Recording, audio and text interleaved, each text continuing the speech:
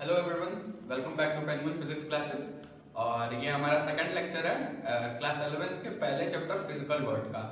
तो आज हम लोग क्या क्या पढ़ने वाले हैं? आज हम लोग पढ़ने वाले हैं फंडामेंटल फोर्सेस के बारे में। लास्ट लेक्चर में हम लोगों ने यहीं पे छोड़ा था फंडामेंटल फोर्सेस तक।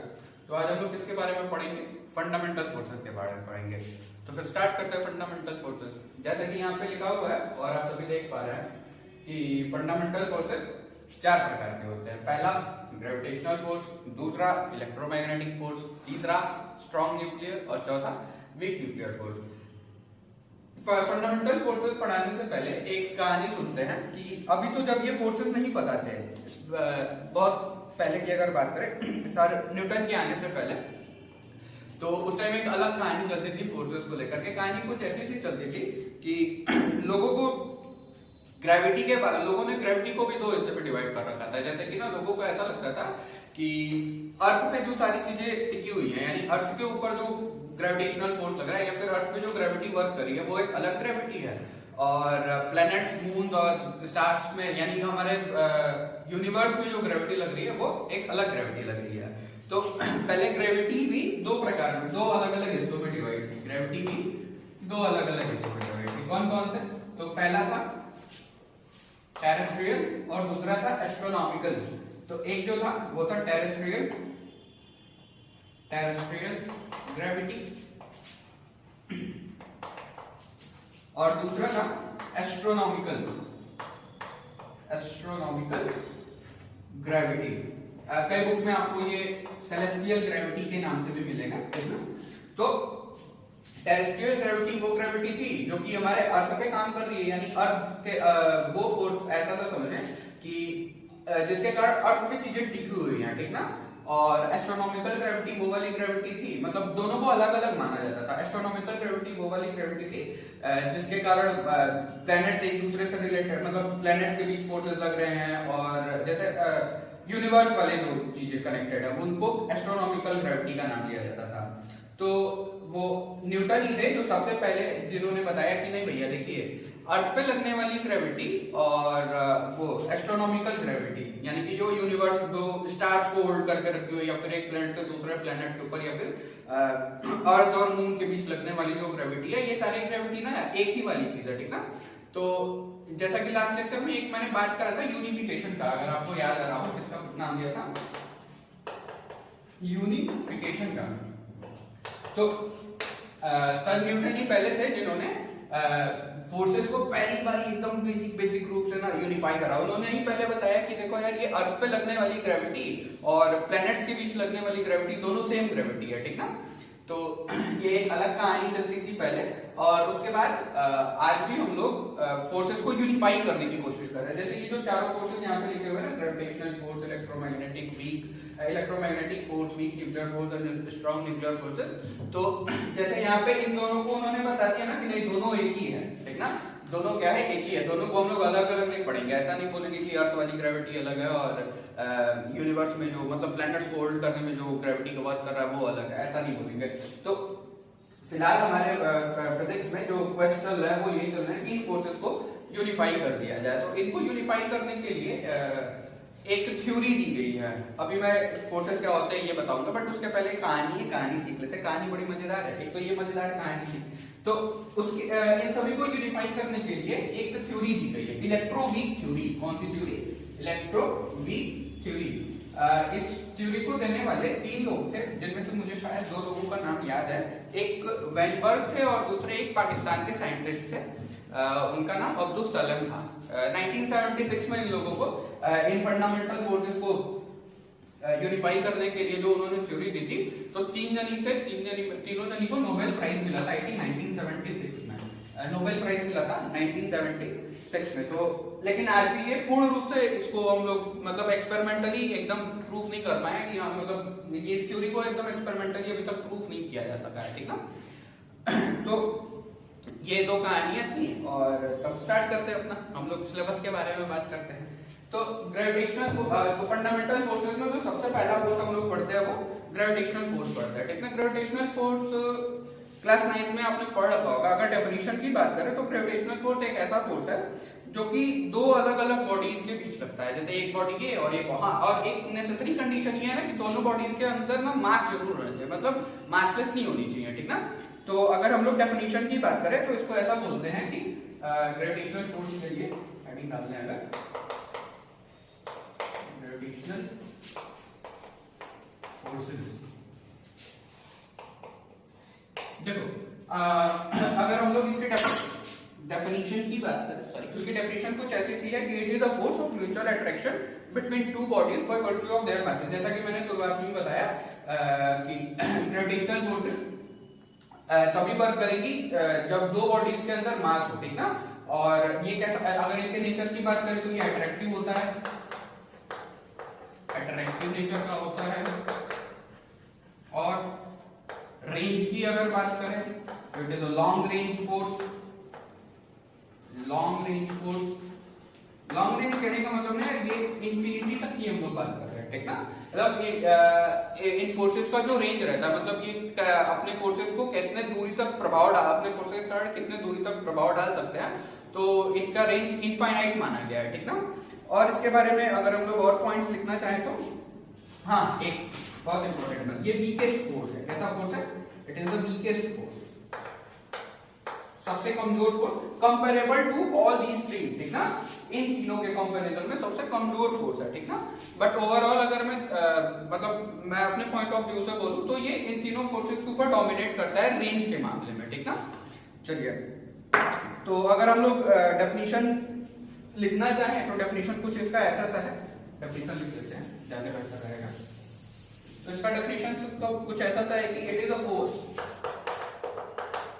it is a force of mutual attraction, it is a force of mutual attraction between two bodies by virtue of their masses, by virtue of their masses, by virtue of their message. तो ये तो हो गया भैया इसका definition. और जहां तक फॉर्मूले की बात है तो ये एक फॉर्मूले से गवर्न भी होता है। क्लास 9 में अगर आपने मन लगा के पढ़ा होगा तो आपको याद भी होगा। इसके लिए एक फॉर्मूला है, F equals D m1 times m2 over r squared. हाँ, अभी इस फोर्सेस के बारे में बहुत बताना सही नहीं रहेगा, अगर लेकिन अगर पॉइंट वाइज अगर आपके एग्जाम में पूछ सकता है तो इसमें दो तीन चीजें हम लोग और ऐड कर सकते हैं, जैसे कि इट इज अ इनवर्स, ये इनवर्स स्क्वायर लॉ को होल्ड करता है। जैसे कि अगर पॉइंट डालना है तो ये इसको होल्ड करता है, it hold inverse square law. और क्या ये कंजर्वेटिव होता है, ये क्या होता है? कंजर्वेटिव होता है। और क्या होता है? ये एक सेंट्रल फोर्स है। क्या है ये? सेंट्रल फोर्स है। तो अगर पॉइंट्स की बात करें हम लोग, ग्रेविटेशनल फोर्सेस के पॉइंट्स की बात करें तो सबसे पहला क्या कि ये दो बॉडीज के बीच लगता है जिनके अंदर मास हो, ठीक, और मतलब दो बॉडीज के बीच लगता है जिनके अंदर मास हो। दूसरा अट्रैक्टिव नेचर का होता है, इसके अंदर कभी भी ना रिपल्सिव नेचर नहीं आएगा, ये हमेशा अट्रैक्ट ही करेगा अपनी तरफ किसी भी चीज को। हाँ, एक बहुत इंपॉर्टेंट बात ये भी कि मान लो दो बॉडीज के बीच एक ग्रेविटेशनल फोर्स गिवन है, ठीक ना, एक m1 है और एक m2 है, उनके कारण एक ग्रेविटेशनल फोर्स हम लोग लिख रहे हैं। तो अगर मान लो कोई तीसरी बॉडी आ जाती है m3 मास की, तो इन दोनों के अंदर लगने वाले फोर्सेस जो अगर मानने पहले अगर हम लोग F1 अगर निकाल रखा है हमने, F12 बोल देते हैं, अगर F12 हम लोग निकाल रखा है किसके कारण? मास m1 एंड मास m2 के कारण। तो अगर कोई मास m3 आ जाता है तो इस वाले फोर्स के मैग्नीट्यूड का कोई अंतर नहीं आएगा, ठीक ना। मतलब इन दोनों के कारण लगने वाले फोर्सेस के बीच कोई अंतर नहीं आएगा, उनके मैग्नीट्यूड में कोई अंतर नहीं आएगा, ठीक। तो क्या क्या हमने बता दिया था? अट्रैक्टिव नेचर का होता है, ठीक, और दो बॉडीज के बीच लगता है जिनके पास मास हो। तीसरा पॉइंट ये कंजर्वेटिव होता है नेचर में। चौथा पॉइंट ये एक सेंट्रल फोर्स है। और पांचवा पॉइंट क्या? पांचवा पॉइंट ये कि ये इनवर्स स्क्वायर लॉ को होल्ड करता है, ठीक ना। हाँ, रेंज की बात अगर करें तो ये लॉन्ग रेंज फोर्स है, और अगर स्ट्रेंथ की बात करें तो ये वीकेस्ट फोर्स है, स्ट्रेंथ के मामले में सबसे कमजोर है, ठीक ना। तो अब अगर हम लोग इसके एग्जांपल की बात करें तो इसमें एग्जांपल आप सभी को पता भी होगा कि अर्थ पे जितनी चीजें टिकी हुई हैं, ठीक ना, वो सभी की सभी ग्रेविटेशनल फोर्स के कारण ये टिकी हुई है, जैसे कि और फिर जो सैटेलाइट मूव करते हैं हमारे प्लेनेट के अराउंड, वो भी किसके कारण मूव कर पा रहे हैं, उसमें भी ग्रेविटेशनल फोर्सेस का बहुत बड़ा हाथ है, ठीक ना। तो ये आपके यहाँ चैप्टर है क्लास 11 में, इसको वहां पे बड़े अच्छे तरीके से समझाया जाएगा। तो अब हम लोग आते हैं अपने दूसरे फोर्स पे।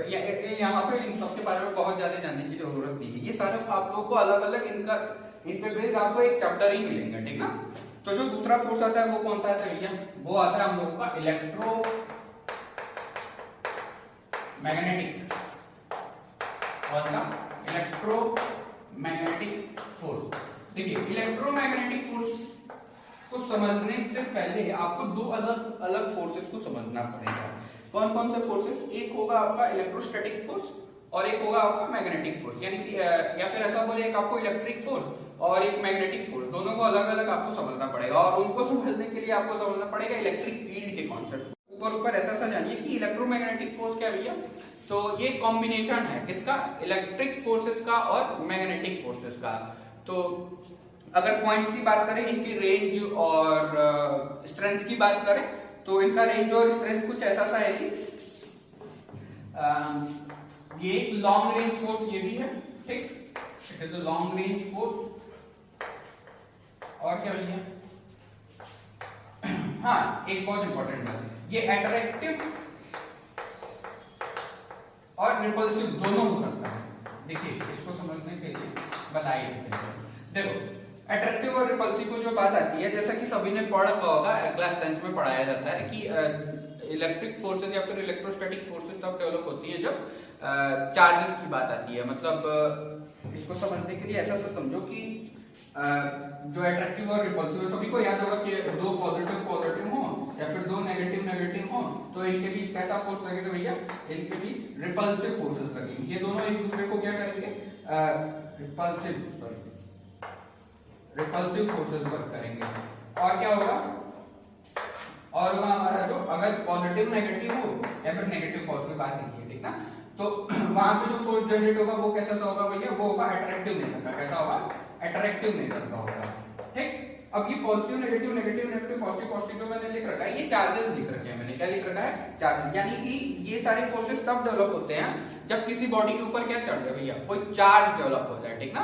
अब वो डिपेंड करता है कि दो बॉडीज के बीच लगाना भी है। तो जैसे मान लो अगर एक बॉडी के ऊपर पॉजिटिव चार्ज क्रिएट हो गया, दूसरी बॉडी के ऊपर नेगेटिव चार्ज क्रिएट हो गया, तो अगर पॉजिटिव नेगेटिव वाला रहेगा तो उनके बीच अट्रैक्शन, और अगर नेगेटिव रहा, मतलब पहली बॉडी भी नेगेटिव चार्ज उसके ऊपर है और पहली बॉडी के ऊपर भी नेगेटिव है और दूसरी बॉडी के ऊपर भी नेगेटिव है, तब उनके बीच रिपल्सन। सिमिलरली प्लस वाले केस में होगा, मतलब पहले वाले के ऊपर भी पॉजिटिव चार्ज डेवलप्ड है और दूसरे वाले के ऊपर भी पॉजिटिव चार्ज डेवलप्ड है, तो भी वहां पे क्या होगा, रिपल्सन होगा, ठीक ना। तो क्या क्या हो गया था, लॉन्ग रेंज फोर्स होता है, अट्रैक्टिव और रिपल्सिव नेचर का होता है। याद रखना, ग्रेविटेशनल फोर्स खाली अट्रैक्टिव नेचर का होता है, और ये क्या होता है भैया, ये अट्रैक्टिव और रिपल्सिव दोनों नेचर का होता है। यहाँ पे इसके बारे में भी बहुत ज्यादा बताना सही नहीं है, क्योंकि आप क्लास 11 में आपको बहुत ज्यादा ना ही इलेक्ट्रिक फोर्सेस के बारे में पता होगा और ना ही बहुत ज्यादा मैग्नेटिक फोर्सेस के बारे में पता होगा। बट अगर ऊपर अगर समझने की कोशिश करें या फिर अगर एक डेफिनेशन देना चाहो तो कैसे डिफाइन कर सकते हो इसको, कि इलेक्ट्रोमैग्नेटिक फोर्स क्या है भैया, तो it is combination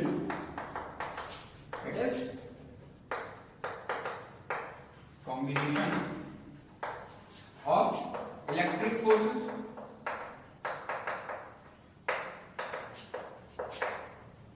and magnetic forces.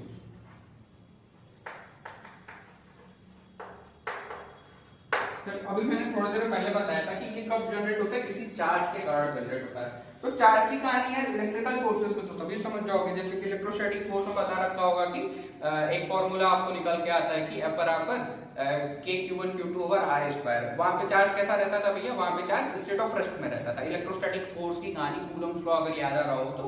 But यार अगर चार्ज की ये सारी चीजें चार्ज पे डिपेंड करती हैं, तो ये मैग्नेट कैसे चार्ज से रिलेटेड है, अगर आपके दिमाग में ये क्वेश्चन आता है तो एक बात याद रखना, ये बता, जो चार्ज अगर मोशन करने लगे, अभी तो चार्ज स्टेट ऑफ रेस्ट में था, तब तक हम लोग इलेक्ट्रिक फील्ड और इलेक्ट्रोस्टैटिक फोर्सेस की बात करें, बट अगर चार्ज क्या करने लगे, मोशन करने लगे, आपका चार्ज दौड़ना शुरू कर दे, ठीक ना, ऐसा समझो। तो चार्ज जब दौड़ना शुरू कर देगा ना, तो उसके अंदर इलेक्ट्रिक फील्ड तो जनरेट करेगा ही करेगा, साथ ही साथ क्या जनरेट करेगा, एक मैग्नेटिक फील्ड भी जनरेट करेगा, ठीक ना। तो वहां से हम लोग मैग्नेटिक फोर्सेस का कॉन्सेप्ट डेवलप करते हैं, ठीक ना। क्लास 12 में आपको मिलेगा, बहुत जल्दी मिलेगा ये, ठीक ना। हाँ, एक चीज ग्रेविटेशनल फोर्सेस में मैं बताना भूल गया था, ध्यान से सुनना। ग्रेविटेशनल जैसे ना उनको एक कैरियर पार्टिकल्स होते हैं, कैरियर पार्टिकल्स। तो वहां पे जैसे पहले कैरियर पार्टिकल्स यहाँ पे डील कर लेते हैं, ठीक ना। देखो जैसे कैरियर पार्टिकल्स क्या होते हैं ना, जो कि इस फोर्सेस को कैरी कर रहे हैं, मतलब इस फोर्सेस को इस फोर्सेस का अफेक्ट दिखाने के में जो हेल्प करते हैं, ठीक ना। तो वो कैसे होते हैं, या फिर ऐसे मैसेंजर पार्टिकल्स भी बोलते हैं उनको, क्या कहते हैं, मैसेंजर पार्टिकल। तो यहाँ इलेक्ट्रोस्टैटिक फोर्सेस में जो मैसेंजर पार्टिकल्स होते हैं वो कौन से होते हैं भैया, वो यहाँ पे होते हैं फोटॉन्स। अगर यहाँ पे मैं लिख लूं कैरियर पार्टिकल या फिर मैसेंजर पार्टिकल्स, मैसेंजर भी बहुत होते हैं, तो यहाँ पे क्या होते हैं भैया, फोटॉन्स। क्या होते हैं, फोटॉन। और ये फोर्सेस किनको अफेक्ट करता है, ये भी तो होगा ना भैया, ये तो कैरी करने वाले पार्टिकल्स हो गए ना। तो कुछ ऐसे भी पार्टिकल्स होंगे जो इस फोर्सेस के कारण अफेक्ट होते होंगे, तो वो कौन है भैया, तो ये चार्ज पार्टिकल्स को अफेक्ट करता है। किसको अफेक्ट करता है, ये चार्ज पार्टिकल्स को अफेक्ट करता है। ये फोर्स किसको अफेक्ट करता है, चार्ज पार्टिकल्स को अफेक्ट करता है, ठीक है। ऐसे ही ना यार, ये जो कैरियर पार्टिकल होता है ग्रेविटेशनल में, वहां मुझे भूल गया था, ग्रेविटेशनल फोर्सेस में जो कैरियर पार्टिकल्स होते हैं, ठीक ना,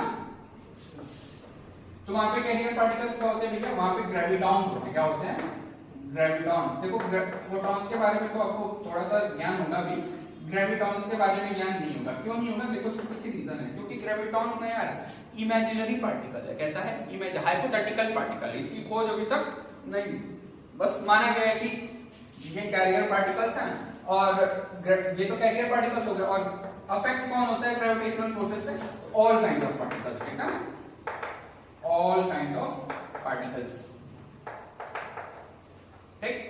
क्या क्या हो गया इसमें, लॉन्ग रेंज होता है, अट्रैक्टिव एंड रिपल्सिव नेचर का होता है, और स्ट्रेंथ की अगर बात करें तो स्ट्रॉन्ग होता है, ठीक ना, it is strong in as compared to that of gravitational forces, ठीक ना।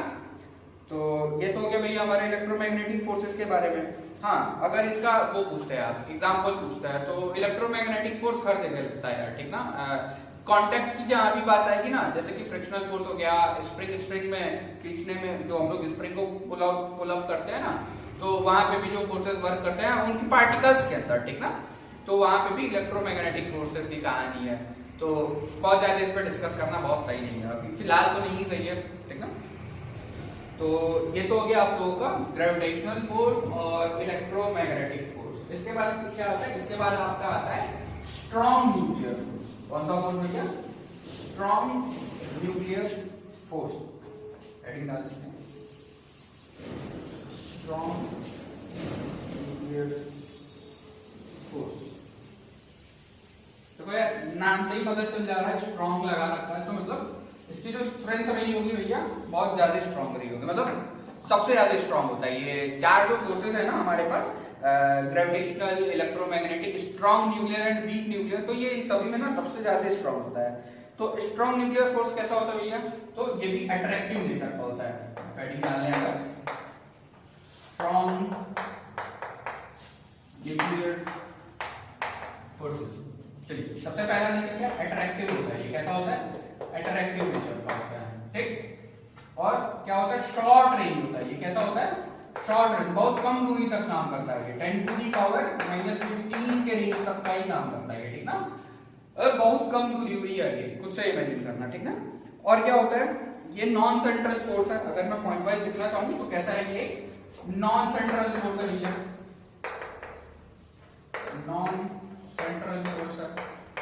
और क्या, अगर डेफिनेशन की बात करें इसके लिए, तो स्ट्रॉन्ग न्यूक्लियर फोर्सेस क्या होते हैं, तो स्ट्रॉन्ग न्यूक्लियर फोर्सेस एक अट्रैक्टिव फोर्सेस होते हैं जो कि क्या कहते हैं, प्रोटॉन्स और न्यूट्रॉन्स को ना बाइंड करने में हेल्प करते हैं। मतलब अगर डेफिनेशन की बात करें तो ऐसा सा कुछ होगा,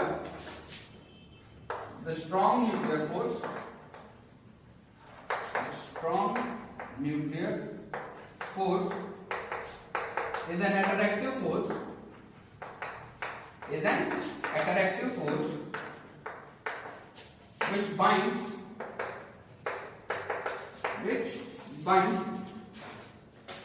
together the protons and neutrons in the nucleus.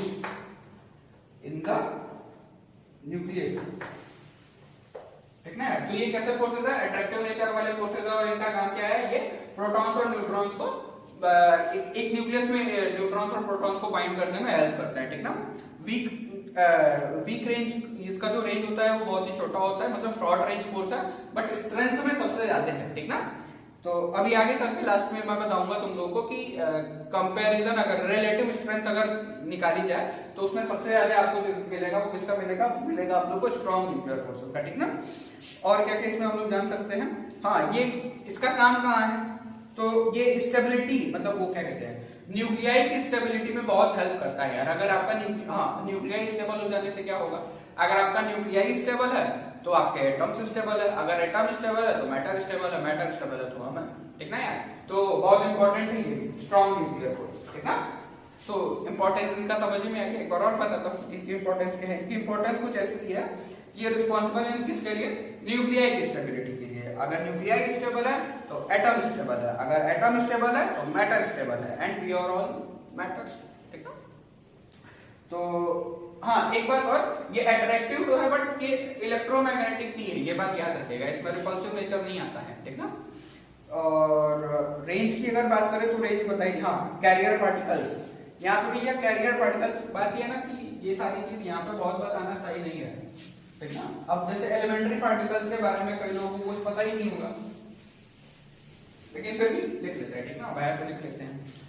तो यहाँ पे भैया कैरियर पार्टिकल्स क्या हैं, यहाँ पे हमारे कैरियर पार्टिकल्स हैं ग्लूऑन्स या फिर मेसॉन्स। ठीक है, कौन कौन से, ग्लूऑन्स एंड मेसॉन्स, ये एलिमेंट्री पार्टिकल है। जैसे आपके पीरियोडिक टेबल में खूब ढेर सारे एलिमेंट्स हैं यार, तो जैसे हाइड्रोजन, हीलियम, लिथियम, बेरिलियम, ढेर सारी चीजें हैं ना, वैसे ही ना एलिमेंट्री पार्टिकल्स बहुत ढेर सारे। एलिमेंट्री पार्टिकल आपने क्या करना, एलिमेंट्री पार्टिकल्स है हम लोगों के पास, खाली इलेक्ट्रॉन प्रोटॉन की तक ही कहानी नहीं सीमित है, बहुत ढेर सारे। ठीक ना। लेप्टॉन्स, बैरियॉन्स, फिर बोसॉन्स, बहुत ढेर सारी चीजें हैं। ठीक ना। काउनॉन, मेसॉन, बहुत ढेर सारी चीजें हैं। तो ये एलिमेंट्री पार्टिकल, तो ये सारी चीजें ना यार एलिमेंट्री पार्टिकल, ये जो फोर्स, ये न्यूक्लियर फोर्सेस की जब भी बात होगी ना, तो यहाँ पे एलिमेंट्री पार्टिकल जिनको अच्छे से पता रहेगा वो बड़े अच्छे तरीके से इसको समझ सकते हैं। फिलहाल तब तक यहाँ पे देखते हैं 11वीं के लेवल के पास जान लीजिए कि कुछ ऐसा भी होता है। ठीक ना। तो कैरियर पार्टिकल्स, कैरियर पार्टिकल्स क्या क्या होंगे, ग्लूऑन्स एंड मेसॉन्स। ठीक ना। कैरियर पार्टिकल हो गया, तो उसके बाद ये इन फोर्सेस के कारण कौन कौन अफेक्ट होता है, इसकी भी बात, मतलब इसकी भी चर्चा की जानी चाहिए। तो जो अफेक्ट होते हैं यार, वो होते हैं हमारे हैड्रॉन्स और क्वार्क्स। कौन कौन अफेक्ट होते हैं, वो होते हैं हैड्रॉन्स एंड क्वार्क पार्टिकल्स अफेक्टेड।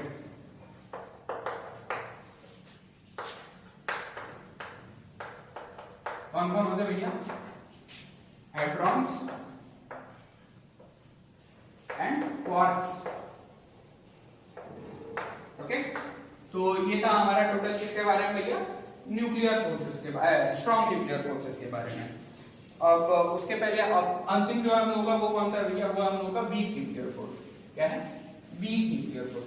अच्छा, इन जो अलग अलग फोर्सेस है ना ये चारों, इनको ना यार और पहले शुरुआत में दो कैटेगरीज में बांटा गया था। जैसे ना वो बता देता हूं, तब वीक न्यूक्लियर फोर्स स्टार्ट करता हूं। बात ये ना कि जो एक ग्रेविटेशनल फोर्स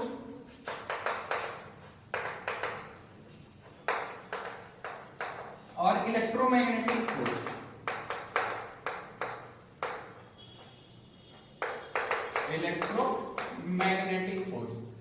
इन दोनों फोर्सेस को ना यार मैक्रोस्कोपिक में रखा गया था। किसमें रखा गया था, अभी मैं आता हूं कि मैक्रोस्कोपिक क्या होता है। मैक्रोस्कोपिक में रखा गया था। ठीक ना, मैक्रोस्कोपिक लेवल वाले हैं ये लोग। ठीक, और जो न्यूक्लियर फोर्सेस है यानी कि weak nuclear force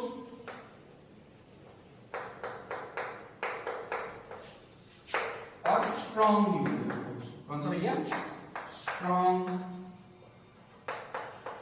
nuclear force. इन दोनों को किसमें रखा गया है? इन दोनों को रखा गया है माइक्रोस्कोपिक लेवल वाले हैं ये लोग। कैसे भैया? माइक्रोस्कोपिक लेवल वाले हैं। अब माइक्रोस्कोपिक और माइक्रोस्कोपिक क्या होता है ये दिमाग में रखो। तो ये माइक्रोस्कोपिक वाले वो होते हैं ना जो बल्क में हम लोग जिनको डील करें, या फिर जो बहुत बड़े बड़े हों, ठीक ना। जैसे कि बल्क कैसे समझोगे तुम लोग? जैसे कि बल्क में क्या क्या आ जाएगा, एकदम आपकी एक छोटी सी बिल्ली से लेकर के ये टोटल यूनिवर्स तक, ये सारा किस में आ जाएगा भैया? ये बल्क में आ जाएगा। और या फिर ऐसा बोलो मैक्रोस्कोपिक में आ जाएगा। किस में आ जाएगा? मैक्रो वाले में आ जाएगा, ठीक ना। और अगर बहुत छोटे छोटे एकदम टाइनी मिनी की अगर हम लोग बात करें, एकदम छोटा मतलब इलेक्ट्रॉन प्रोटॉन ये एलिमेंट्री पार्टिकल जो अभी मैंने बता रखा था, जैसे कि इलेक्ट्रॉन, बैरियॉन्स, मेसॉन्स, कार्बन, ये सारी चीजें किसमें आ जाएंगी? मतलब बहुत छोटा है, एकदम टाइनी मिनी वाला, ठीक ना। वो किसमें आ जाएगा? वो आ जाएगा माइक्रो वाले में, ठीक ना। माइक्रो। तो ये तनिक अंतर करते रहना यार। ये किसको रिप्रेजेंट करेगा? बल्क, ठीक ना। ह्यूज समझ में आ गया था। और ये एकदम छोटे वाले टाइनी मिनी वाले हैं, ठीक ना, बहुत छोटे छोटे चीजों। तो यहाँ पे क्या था, मतलब ये ग्रेविटेशनल फोर्सेस और इलेक्ट्रोमैग्नेटिक फोर्सेस बल्क की चीजों में आपको बहुत आसानी से दिखाई पड़ जाएंगी। जैसे अर्थ हो गया, मून हो गया, दोनों बहुत बड़ी बड़ी चीजें हैं। दोनों के बीच कौन सा फोर्स लग रहा है यार? दोनों के बीच ग्रेविटेशनल फोर्स लग रहा है। हम हो गए, अर्थ हो गया, हम दोनों के बीच, अर्थ हमको हमेशा किसी न किसी एक ग्रेविटेशनल फोर्स से खींच रही है। हो सकता है हम भी एक ग्रेविटेशनल फोर्स से अर्थ को खींच रहे हो, ठीक ना। तो वो क्या हो गया, तो हम भी बल्क हुए ना यार। जैसे देख भी सकते हो, बल्क दिख भी रहा होगा, और अर्थ भी बहुत बल्क हो गया, तो वो भी क्या हो गया भैया? तो वो हम लोग किसमें डील करें? Gravitational forces. जैसा कि अभी थोड़ी देर पहले बताया था मैंने, इलेक्ट्रोमैग्नेटिक में फ्रिक्शनल फोर्सेस, ये स्ट्रिंग और स्प्रिंग वाली जो कहानी थी, कांटेक्ट फोर्सेस की जो बात करी थी, वो भी कहां पे दिखाई पड़ता है? वो भी बल्क में दिखाई पड़ता है। तो इलेक्ट्रोमैग्नेटिक फोर्सेस को भी किसमें डाला गया? इनको भी डाला गया माइक्रोस्कोपिक में। तो ये तो दो अलग अलग क्लासिफाई हो गए। और वीक न्यूक्लियर फोर्स और स्ट्रॉन्ग न्यूक्लियर फोर्स को किसमें डाल दिया गया? माइक्रोस्कोपिक में। जैसे यहाँ पे क्या था, यहाँ पे बहुत छोटी छोटी चीजों को ये लोग प्रभावित कर पा रहे थे, ठीक ना। और इसमें सारी चीजें किससे रिलेटेड थी? सारी चीजें एलिमेंट्री पार्टिकल से रिलेटेड, बहुत छोटी छोटी चीजों से रिलेटेड है, ठीक ना, दोनों में, ठीक ना। तो ये क्या होगा भैया? ये किसमें आ गया? इन दोनों जन को माइक्रोस्कोपिक में डाल दिया गया, ठीक ना। तो हम लोग क्या पढ़े थे भैया? हम लोग पढ़े थे इसके बारे में weak nuclear force. I think बचा हुआ है, ठीक ना। वीक हेडिंग डाल देते हैं, weak nuclear forces, weak nuclear forces. तो वीक न्यूक्लियर फोर्स क्या होता है भैया? देखो, ये वीक न्यूक्लियर फोर्स की कहानी है बीटा डीके। जिनको पता होगा ना उनको समझ में आ जाएगा। वैसे मैं बताने की कोशिश करूंगा कि बीटा डीके क्या है। तो अगर डेफिनेशन लिखने की बात करें वीक न्यूक्लियर फोर्स की, पहले हेडिंग बना देते हैं, वीक न्यूक्लियर फोर्स। चलिए, अगर डेफिनेशन की बात करें तो क्या भैया? तो ये एक ऐसा फोर्स है जो कि दो एलिमेंट्री पार्टिकल्स के बीच दिखाई पड़ता है, जो कि ना बीटा डीके के टाइम ये तुम लोगों को दिखाई पड़ेगा। बीटा डीके तुम लोग पूछोगे कि क्या होगा, तो बीटा डीके को समझने के लिए चले देखते हैं।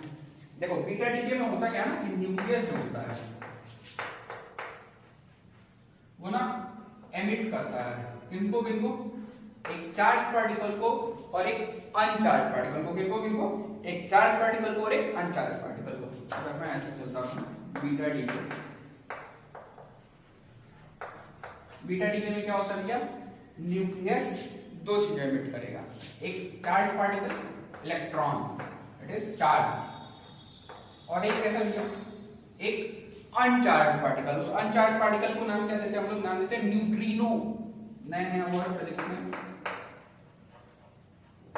सारा आपको पढ़ना है, ठीक ना। जब आप लोग बीएससी वगैरह करेंगे तो आपको उसमें दिखाई पड़ेगा, ये ढेर सारी चीजें आपको फिर से बहुत अच्छे से पढ़ाया जाता है मॉडर्न फिजिक्स में। यहाँ पे तुम लोग पढ़ रहे हो ना, एक बड़ी मजेदार चीज है कि यहाँ पे फिजिक्स जब अच्छे से आपने पढ़ना शुरू करते हैं, सबसे पहले ये सारी चीजें सुना दी जाती हैं, और इनके बारे में पढ़ोगे कब? जब मॉडर्न फिजिक्स के अंतिम, मतलब किसी भी बुक में तुम लोग उठा के देखोगे ना मॉडर्न फिजिक्स का, तो एकदम अंतिम वाले चैप्टर्स में मिलेगा ये, ठीक ना। एलिमेंट्री पार्टिकल, ये जो न्यूक्लियर, यहाँ पे जो फंडामेंटल फोर्सेज हम लोग पढ़ रहे हैं ना क्लास 11 में सबसे पहले, तो बीएससी में ना ये सबसे अंत में पढ़ाया जाता है। थर्ड ईयर में, फोर्थ मॉडर्न फिजिक्स में सबसे लास्ट में पढ़ाया जाएगा, लास्ट चैप्टर है ये, ठीक ना। न्यूट्रिनो, ये कैसा होता है? अनचार्ज होता है। क्या होता है? चार्ज होता है। अब होता क्या है ना, इन दोनों को बाइंड करने के लिए जिन फोर्सेस की जरूरत पड़ती है ना, मतलब इलेक्ट्रॉन और न्यूट्रिनो के बीच जो इंटरेक्टिव फोर्स लगता है ना, वही वीक न्यूक्लियर फोर्स रहता है। कैसा फोर्स रहता है? वीक न्यूक्लियर फोर्स रहता है। अगर इसका हम लोग को डेफिनेशन लिखना हो आगे, उसकी समझ में थोड़ा थोड़ा सा समझ में आ गया होगा। चलो इसको अगर आगे मैं पढ़ा करके दिखा देता हूँ, ठीक ना। फिर अब इन दोनों के बीच जो इंटरेक्शन होता है, ठीक ना, उसके लिए जो फोर्स रिस्पॉन्सिबल है वही क्या होता है? वीक न्यूक्लियर फोर्स रहता है, ठीक ना। लिख देता हूँ उसको,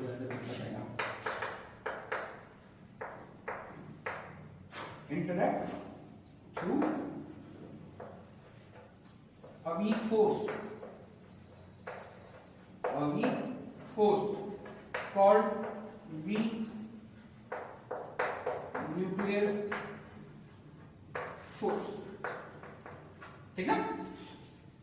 चलिए, तो अगर इसका कोई एक डेफिनेशन देना चाहूँ तो इसकी डेफिनेशन कुछ ऐसे दिया कि it is a force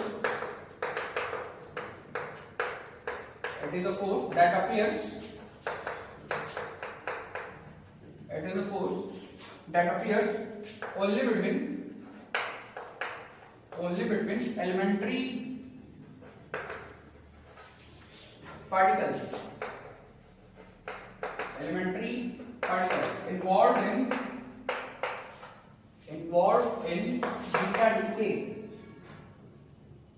in beta decay, which is a nuclear process.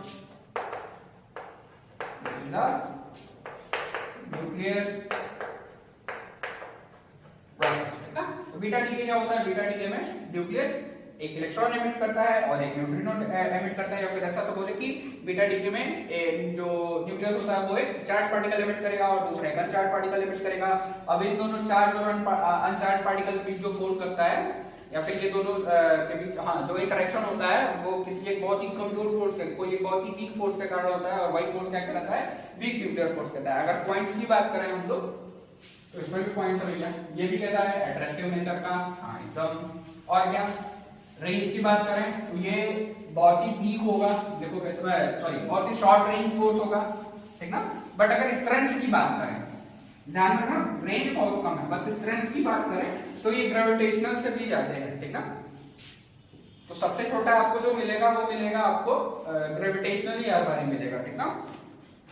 तो हाँ कहते भैया अट्रैक्टिव, और क्या शॉर्ट रेंज कहां तक दिया? इनकी रेंज है 10 टू द पावर -18 मीटर, है ना। और क्या हाँ अगर स्ट्रेंथ की बात करें तो स्ट्रेंथ इसकी ज्यादा होगी है कंपैरिजन में, मतलब स्ट्रॉन्ग, ठीक। ग्रेविटेशनल फोर्स के कंपैरिजन में स्ट्रॉन्ग होती है इसकी स्ट्रेंथ, ठीक ना। और ये क्या हाँ इनके मैसेंजर पार्टिकल्स की अगर बात करें तो इनके मैसेंजर पार्टिकल्स कौन कौन से?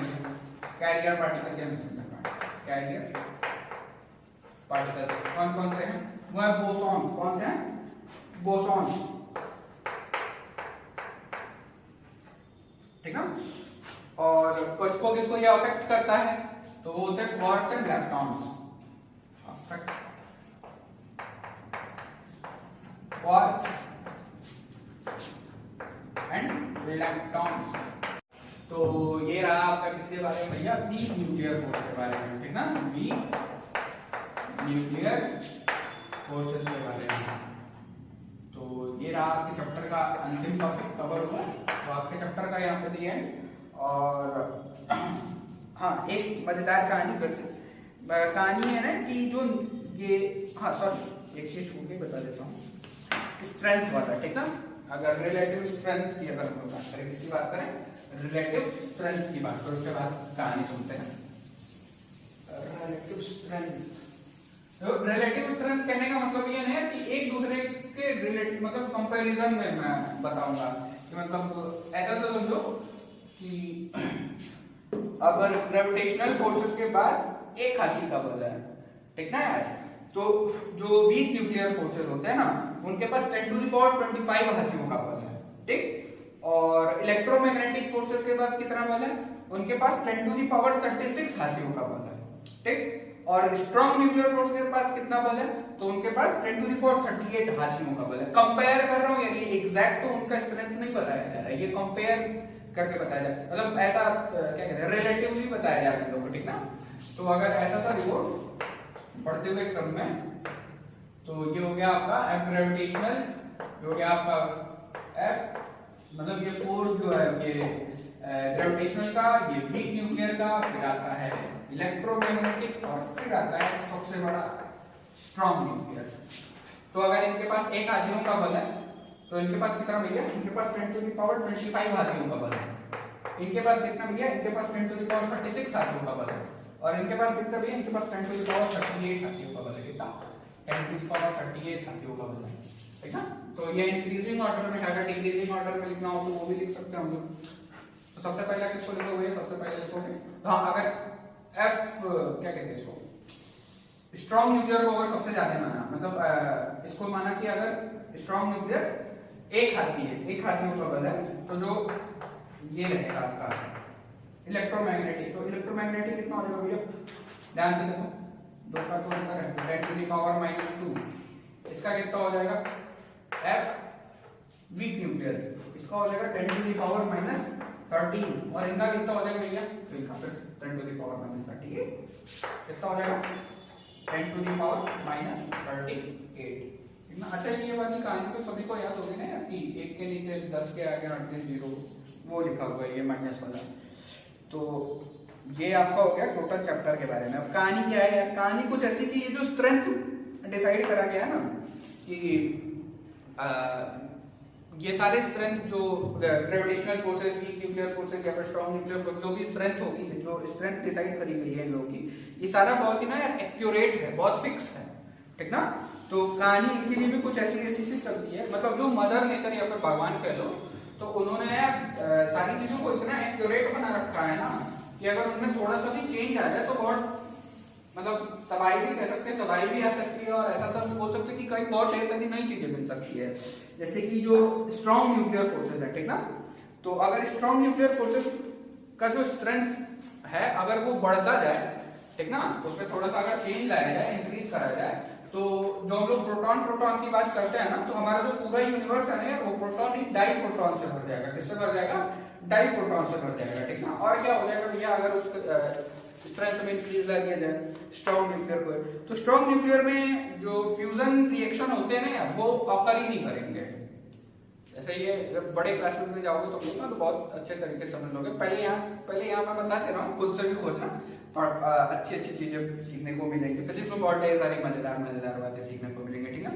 तो स्ट्रॉन्ग न्यूक्लियर फोर्सेस में क्या होता है भैया, अगर स्ट्रॉन्ग न्यूक्लियर फोर्सेस की स्ट्रेंथ बढ़ा दी जाए, ठीक ना, तो क्या होगा, स्ट्रॉन्ग न्यूक्लियर फोर्सेस की स्ट्रेंथ बढ़ा देने से जो पूरी दुनिया है ना यार, ऐसा पूरा डाई प्रोटॉन से भर जाएगी, ठीक। और क्या होगा, और जैसे कि हाँ फ्यूजन रिएक्शन जो होते हैं वो ऑकर नहीं करेंगे। तो फ्यूजन रिएक्शंस ऑकर नहीं करेंगे, उससे क्या होता है, बात ये कि फ्यूजन रिएक्शंस अगर ऑकर करते हैं ना तो उसी के कारण ना एनर्जी प्रोड्यूस होती है, ठीक। और उसी एनर्जी के कारण ना हमारे मतलब वो एनर्जी कौन यूटिलाइज करता है, स्टार्स यूटिलाइज करता है। कौन यूटिलाइज करता है, स्टार्स यूटिलाइज करते हैं।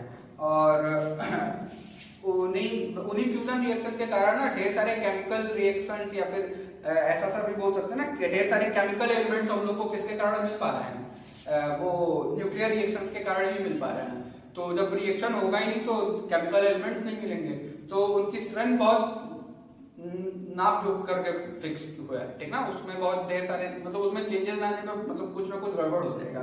तो ये तो भैया तब कि अगर बढ़ जाए तो क्या होगा, अगर घट जाए तो भी अंतर आ जाएगा यार। अगर घट जाएगा तो क्या होगा, घट जाने से ना यार जो प्रोटॉन्स है ना वो कंबाइन नहीं होंगे कभी भी न्यूट्रॉन्स से, ठीक ना। और एक ये भी तो उससे भी बहुत ढेर सारे चेंजेस आएंगे, स्टेबिलिटी की बात ही नहीं रह जाएगी, सब तबाह हो जाएगा, ठीक। और अगर ग्रेविटेशनल फोर्सेस में भी है यार, ठीक ना, ये भी बहुत बैलेंस चीज है, ठीक ना। इनके भी स्ट्रेंथ बहुत इसका भी स्ट्रेंथ बहुत ढेर सारा मतलब बहुत अच्छे तरीके से बैलेंस है। अगर इसमें भी चेंजेस आते हैं, जैसे मान लो ना कि अगर ग्रेविटेशनल फोर्स की स्ट्रेंथ बढ़ जाए, ठीक ना, तो क्या होगा भैया, तो एक वर्ड यूज किया जाता है ना सितारों के लिए, ठीक ना, कि सितारों के अंदरूनी स्ट्रक्चर्स, उनके टेम्परेचर और डेंसिटी के लिए एक वर्ड यूज किया जाता है स्टेलर इंटीरियर। क्या यूज किया जाता है, स्टेलर इंटीरियर। तो जो उनके स्टेलर इंटीरियर्स में ना यार बदलाव है, मतलब ऐसा सा बोलो, उनका टेम्परेचर बढ़ता जाएगा, जो स्टार्स है ना उनका टेम्परेचर बढ़ता जाएगा, या फिर उसके लिए एक बहुत अच्छा शब्द यूज किया जाता है कि the interior exterior will become more hot, ठीक ना, या फिर विल गेट हॉटर।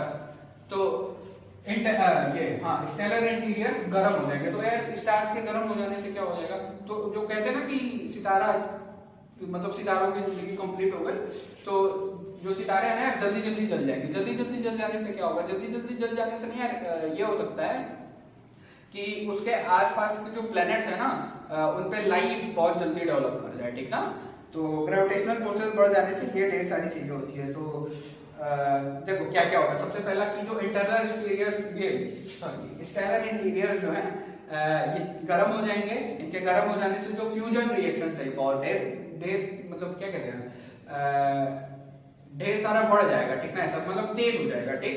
और क्या होगा, और हम लोग का जो स्टार होगा वो जल्दी बर्न कर जाएगा, और स्टार के जल्दी बर्न कर जाने से क्या हो सकता है कि जो उसके आसपास जो प्लैनेट्स हैं उन पे लाइफ बहुत जल्दी होगा, मतलब उस पे लाइफ की संभावनाएं बढ़ जाए, ठीक ना। तो ये तो हम एक कहानी थी, ठीक ना, कि ये जो सारी चीजें हैं ना तो जो पढ़ते हैं स्ट्रेंथ का जो अभी हमने डिस्कस करा, तो ये स्ट्रेंथ सभी का फिक्स है, ठीक ना। तो अगर इसके स्ट्रेंथ में चेंजेस आएंगे तो क्या हो जाएगा, बहुत ढेर सारे चेंजेस आ सकते हैं, ठीक ना, जैसा कि अभी कुछ बता दिया मैंने।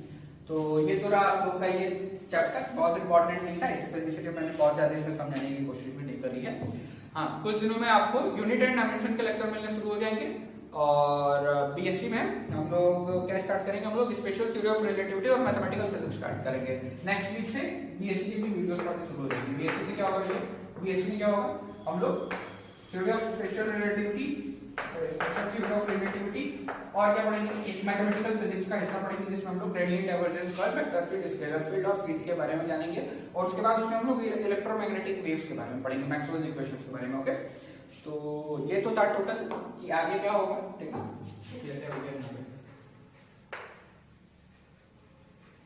मैथमेटिकल फिजिक्स क्या भैया, मैथमेटिकल फिजिक्स और स्पेशल थ्योरी ऑफ रिलेटिविटी से रिलेटेड आपको लेक्चर वीडियोस कुछ दिनों में मिलने शुरू हो जाएंगे। क्लास 11th में आप लोगों को यूनिट एंड डायमेंशन शुरू हो जाएगा कुछ दिनों में, हो सकता है कल या परसों से आपको उसके भी वीडियोस मिलने शुरू हो जाए। तो ये था हमारा टोटल आज का लेक्चर, फिजिकल वर्ल्ड कंप्लीट हुआ। तो देखने के लिए बहुत बहुत धन्यवाद, और अगर आज का ये लेक्चर अच्छा लगा तो लाइक करना, सब्सक्राइब करना और शेयर भी करना। Okay, thank you.